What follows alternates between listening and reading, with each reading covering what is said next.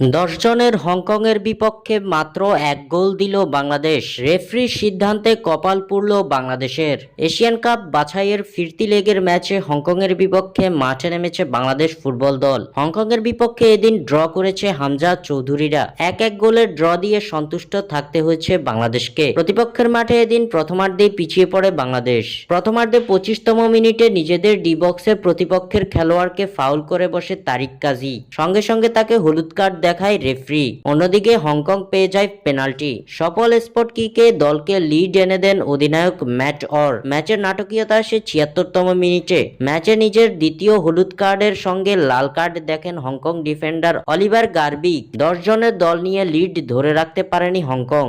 84তম মিনিটে ফাহমিদুলের head cross থেকে গোল করেন রাকিব হোসেন। শেষ মুহূর্ত পর্যন্ত লড়ে গেলেও একাধিক সুযোগ মিসের ভিড়ে আর লিড নিতে পারেনি বাংলাদেশ, যার ফলে এক গোলের সমতা নিয়ে মাঠ ছাড়ে হামজারা। স্বাক্ষর থেকে সাদবিন ইসলাম।